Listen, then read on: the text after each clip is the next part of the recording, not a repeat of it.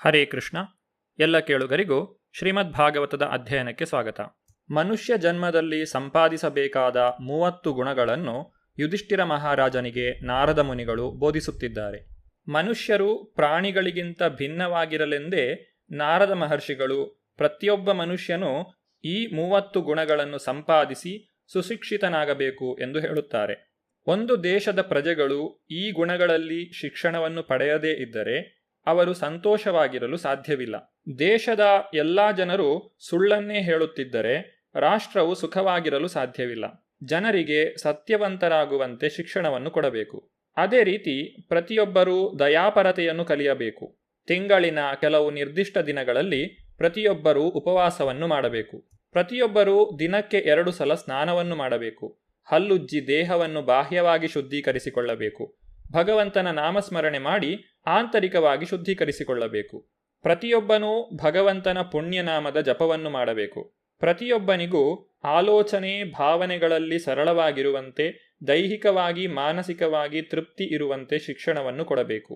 ಮನುಷ್ಯನಾದವನಿಗೆ ಸಾಮಾನ್ಯವಾಗಿ ಇರಬೇಕಾದ ಗುಣಗಳು ಇವು. ಈ 30 ಗುಣಗಳನ್ನು ಪಡೆದು ವ್ಯಕ್ತಿಯು ಸುಸಂಸ್ಕೃತನಾಗದೇ ಹೋದರೆ ಶಾಂತಿಯು ನೆಲೆಸಲು ಸಾಧ್ಯವಿಲ್ಲ. ಪ್ರತಿಯೊಬ್ಬನೂ ಭಗವಂತನ ಭಕ್ತನಾಗಬೇಕು.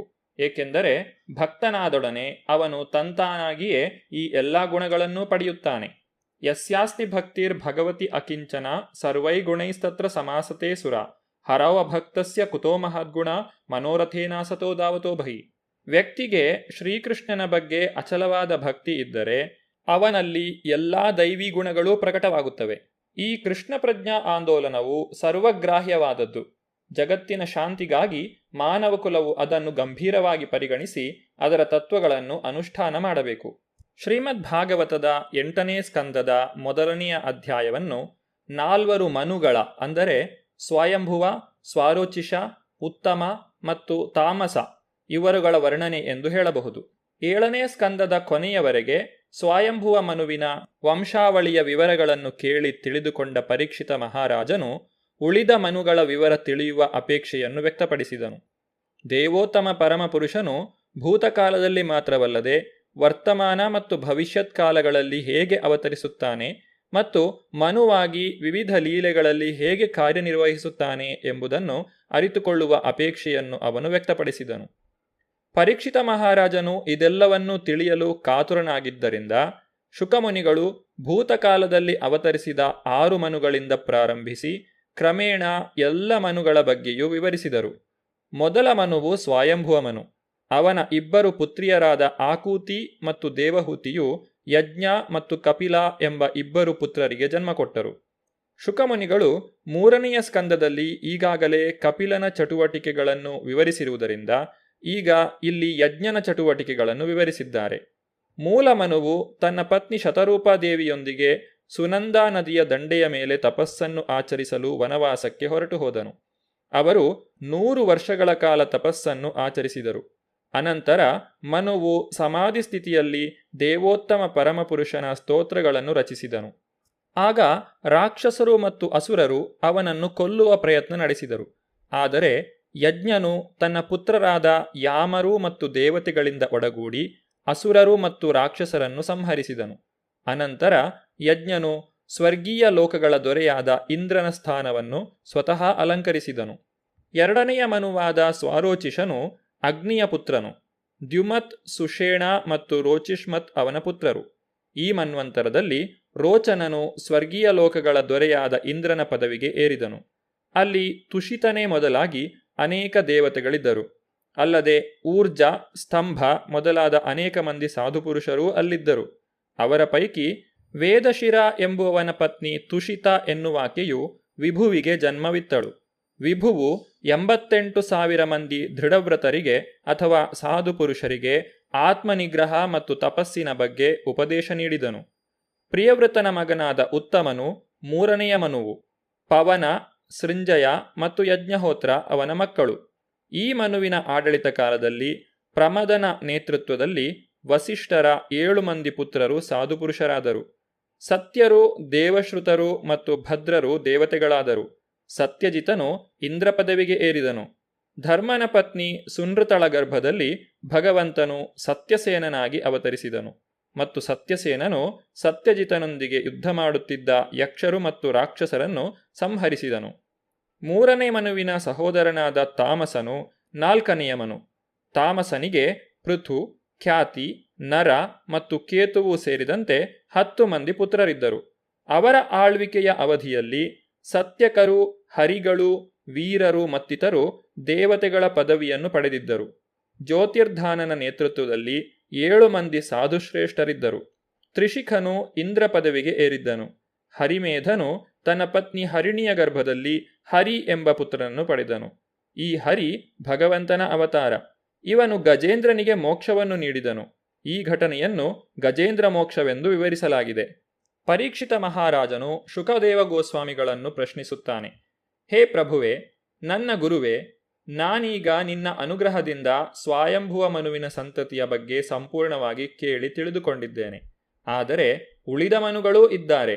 ಅವರ ಸಂತತಿಯ ಬಗ್ಗೆಯೂ ತಿಳಿಯಲು ನಾನು ಅಪೇಕ್ಷಿಸುತ್ತೇನೆ. ದಯವಿಟ್ಟು ಅವರ ಬಗ್ಗೆ ವಿವರಗಳನ್ನು ತಿಳಿಸು. ಹೇ ಮಹಾವಿದ್ವಾಂಸರಾದ ಬ್ರಾಹ್ಮಣವರೆಣ್ಯ ಶುಕಮುನಿಗಳೇ, ಸಂಪೂರ್ಣ ಜ್ಞಾನಿಗಳೂ ಮತ್ತು ಮಹಾನ್ ಮೇಧಾವಿಗಳೂ ಆದವರು ವಿವಿಧ ಮನ್ವಂತರಗಳಲ್ಲಿ ದೇವೋತ್ತಮ ಪರಮಪುರುಷನ ಅವತಾರ ಮತ್ತು ಕಾರ್ಯಚಟುವಟಿಕೆಗಳನ್ನು ವಿವರಿಸಬಲ್ಲರು.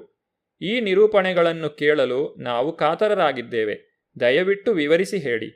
ಈ ಬ್ರಹ್ಮಾಂಡವನ್ನು ಸೃಷ್ಟಿಸಿದ ದೇವೋತ್ತಮ ಪರಮಪುರುಷನು ಕಳೆದ ಮನ್ವಂತರಗಳಲ್ಲಿ ನಿರ್ವಹಿಸಿದ, ವರ್ತಮಾನದಲ್ಲಿ ನಿರ್ವಹಿಸುತ್ತಿರುವ ಹಾಗೂ ಭವಿಷ್ಯದ ಮನ್ವಂತರಗಳಲ್ಲಿ ನಿರ್ವಹಿಸಲಿರುವ ಕಾರ್ಯಚಟುವಟಿಕೆಗಳನ್ನು ದಯವಿಟ್ಟು ವಿವರಿಸಿ.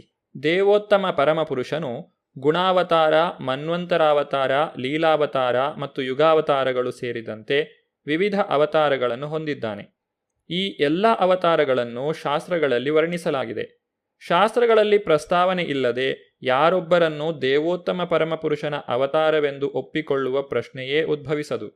ಆದ್ದರಿಂದ ಇಲ್ಲಿ ವಿಶೇಷವಾಗಿ ಸೂಚಿಸಿರುವಂತೆ ಗೃಣಂತಿ ಕವಯಃ, ವಿವಿಧ ಅವತಾರಗಳ ವರ್ಣನೆಯನ್ನು ಸಂಪೂರ್ಣ ವಿವೇಚನೆಯಿಂದ ಮಹಾನ್ ವಿದ್ವಾಂಸರು ಒಪ್ಪಿಕೊಂಡಿದ್ದಾರೆ.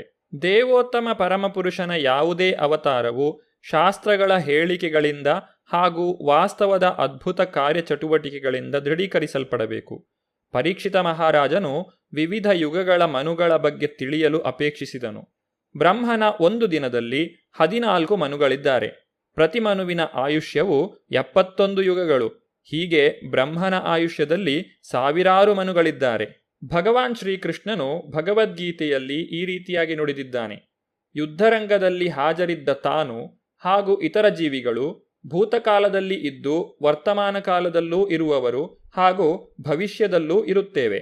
ಭೂತ, ವರ್ತಮಾನ ಮತ್ತು ಭವಿಷ್ಯತ್ ಕಾಲಗಳು ದೇವೋತ್ತಮ ಪರಮಪುರುಷ ಹಾಗೂ ಸಾಮಾನ್ಯ ಜೀವಿಗಳು ಹೀಗೆ ಉಭಯತ್ರರಿಗೂ ಇರುತ್ತವೆ. ನಿತ್ಯೋ ನಿತ್ಯಾನಾಂ ಚೇತನಶ್ಚೇತನಾನಾಂ. ಭಗವಂತ ಹಾಗೂ ಜೀವಿಗಳು ಇಬ್ಬರೂ ಶಾಶ್ವತರು ಮತ್ತು ಚೈತನ್ಯಶೀಲರು. ಆದರೆ ವ್ಯತ್ಯಾಸವೆಂದರೆ ಭಗವಂತನು ಅಮಿತನಾಗಿದ್ದಾನೆ, ಜೀವಿಯು ಪರಿಮಿತನು. ದೇವೋತ್ತಮ ಪರಮಪುರುಷನು ಪ್ರತಿಯೊಂದರ ಸೃಷ್ಟಿಕರ್ತನು ಮತ್ತು ಜೀವಿಗಳು ಸೃಷ್ಟಿಗೊಳ್ಳದೆಯೂ ಭಗವಂತನೊಂದಿಗೆ ಶಾಶ್ವತವಾಗಿ ಇರುತ್ತಾರೆ. ಆದರೆ ಅವರ ದೇಹಗಳು ಸೃಷ್ಟಿಯಾಗುತ್ತವೆ. ಆದರೆ ದೇವೋತ್ತಮ ಪರಮಪುರುಷನ ದೇಹದ ಸೃಷ್ಟಿ ಎಂದಿಗೂ ಆಗುವುದಿಲ್ಲ. ದೇವೋತ್ತಮ ಪರಮಪುರುಷ ಮತ್ತು ಅವನ ದೇಹದ ನಡುವೆ ಯಾವುದೇ ವ್ಯತ್ಯಾಸವಿಲ್ಲ. ಬದ್ಧಾತ್ಮನು ಶಾಶ್ವತನಾದರೂ ಅವನು ತನ್ನ ದೇಹಕ್ಕಿಂತ ಭಿನ್ನನಾಗಿದ್ದಾನೆ. ಪರೀಕ್ಷಿತ ಮಹಾರಾಜನ ಪ್ರಶ್ನೆಗೆ ಶುಕದೇವ ಗೋಸ್ವಾಮಿಗಳು ಉತ್ತರಿಸಲು ಪ್ರಾರಂಭಿಸುತ್ತಾರೆ. ಪ್ರಸ್ತುತ ಕಲ್ಪದಲ್ಲಿ 6 ಮನುಗಳು ಈಗಾಗಲೇ ಆಗಿ ಹೋಗಿದ್ದಾರೆ. ನಾನು ಸ್ವಯಂಭುವ ಮನು ಮತ್ತು ಇತರ ದೇವತೆಗಳ ಆವಿರ್ಭಾವವನ್ನು ನಿನಗೆ ವಿವರಿಸಿ ಹೇಳಿದ್ದೇನೆ. ಬ್ರಹ್ಮನ ಈ ಕಲ್ಪದಲ್ಲಿ ಸ್ವಯಂಭುವನು ಮೊದಲ ಮನು. ಸ್ವಯಂಭುವ ಮನುವಿಗೆ ಆಕೂತಿ ಮತ್ತು ದೇವಹೂತಿ ಎಂಬ 2 ಪುತ್ರಿಯರಿದ್ದರು. ಅವರ ಗರ್ಭದಲ್ಲಿ ದೇವೋತ್ತಮ ಪರಮಪುರುಷನು ಅನುಕ್ರಮವಾಗಿ ಯಜ್ಞಮೂರ್ತಿ ಮತ್ತು ಕಪಿಲನಾಗಿ ಅವತರಿಸಿದನು. ಈ ಪುತ್ರರಿಗೆ ಧರ್ಮ ಮತ್ತು ಜ್ಞಾನದ ಉಪದೇಶದ ಕಾರ್ಯವನ್ನು ವಹಿಸಲಾಗಿತ್ತು. ಶ್ರೀಮದ್ ಭಾಗವತದ 3ನೆಯ ಸ್ಕಂದದಲ್ಲಿ ದೇವಹೂತಿಯ ಪುತ್ರನಾದ ಕಪಿಲನ ಚಟುವಟಿಕೆಗಳನ್ನು ವಿವರಿಸಲಾಗಿದೆ. ಈಗ ಆಕೂತಿಯ ಪುತ್ರ ಯಜ್ಞಪತಿಯ ಚಟುವಟಿಕೆಗಳನ್ನು ಶುಕದೇವ ಗೋಸ್ವಾಮಿಗಳು ವಿವರಿಸುತ್ತಾರೆ. ಶತರೂಪೆಯ ಪತಿಯಾದ ಸ್ವಯಂಭುವ ಮನುವು ಸ್ವಭಾವತಃ ಇಂದ್ರಿಯ ಸುಖದಲ್ಲಿ ಆಸಕ್ತನಾಗಿರಲಿಲ್ಲ. ಆದ್ದರಿಂದ ಅವನು ಇಂದ್ರಿಯ ಭೋಗದ ತನ್ನ ಸಾಮ್ರಾಜ್ಯವನ್ನು ತ್ಯಜಿಸಿ ಪತ್ನಿ ಸಮೇತನಾಗಿ ತಪಸ್ಸನ್ನು ಆಚರಿಸಲು ಅರಣ್ಯಕ್ಕೆ ಹೋದನು. ಭಗವದ್ಗೀತೆಯಲ್ಲಿ ಹೇಳಿರುವಂತೆ ಏವಂ ಪರಂಪರಾ ಪ್ರಾಪ್ತಂ ಇಮಂ ರಾಜರ್ಷಯೋ ವಿದುಹು. ಪರಮ ವಿಜ್ಞಾನವು ಪರಂಪರಾನುಗತವಾಗಿ ಬಂತು ಮತ್ತು ರಾಜರ್ಷಿಗಳು ಅದೇ ರೀತಿಯಲ್ಲಿ ಅದನ್ನು ಅರ್ಥ ಮಾಡಿಕೊಂಡರು. ಎಲ್ಲ ಮನುಗಳು ಪರಿಪೂರ್ಣ ರಾಜರಾಗಿದ್ದರು. ಅವರು ರಾಜರ್ಷಿಗಳಾಗಿದ್ದರು. ಬೇರೆ ಮಾತುಗಳಲ್ಲಿ ಹೇಳುವುದಾದರೆ ಅವರು ಪ್ರಪಂಚದ ದೊರೆಗಳಾಗಿದ್ದರೂ ಮಹರ್ಷಿಗಳಂತೆಯೇ ಇದ್ದರು. ಉದಾಹರಣೆಗೆ, ಸ್ವಯಂಭುವ ಮನು ವಿಶ್ವದ ಚಕ್ರವರ್ತಿಯಾಗಿದ್ದರೂ ಅವನಿಗೆ ಇಂದ್ರಿಯ ತೃಪ್ತಿಯ ಅಪೇಕ್ಷೆ ಇರಲಿಲ್ಲ. ಇದು ಪ್ರಭುತ್ವದ ಅರ್ಥ. ಸ್ವಭಾವತಃ ಇಂದ್ರಿಯ ಭೋಗಗಳನ್ನು ತ್ಯಜಿಸುವ ರೀತಿಯಲ್ಲಿ ದೇಶದ ದೊರೆ ಅಥವಾ ಸಾಮ್ರಾಜ್ಯದ ಚಕ್ರವರ್ತಿಯನ್ನು ತರಬೇತುಗೊಳಿಸಬೇಕು. ರಾಜನಾದ ಮಾತ್ರಕ್ಕೆ ಅವನು ಇಂದ್ರಿಯ ತೃಪ್ತಿಗಾಗಿ ಅನಗತ್ಯವಾಗಿ ಹಣ ಖರ್ಚು ಮಾಡಬೇಕು ಎಂದು ಅರ್ಥವಲ್ಲ. ಇಂದ್ರಿಯ ತೃಪ್ತಿಗಾಗಿ ಹಣ ಖರ್ಚು ಮಾಡುತ್ತಾ ದೊರೆಗಳು ಅವನತಿಯ ಮಾರ್ಗವನ್ನು ಹಿಡಿದಾಗ ಅವರು ನಿರ್ನಾಮವಾಗುವರು. ಶುಕದೇವ ಗೋಸ್ವಾಮಿಗಳು ಪರೀಕ್ಷಿತ ಮಹಾರಾಜನಿಗೆ ವಿವರಿಸಿದ ಮನುಗಳ ಕಥೆಯನ್ನು ನಾವು ಮುಂದಿನ ಸಂಚಿಕೆಯಲ್ಲಿ ನೋಡೋಣ. ಧನ್ಯವಾದಗಳು. ಹರೇ ಕೃಷ್ಣ.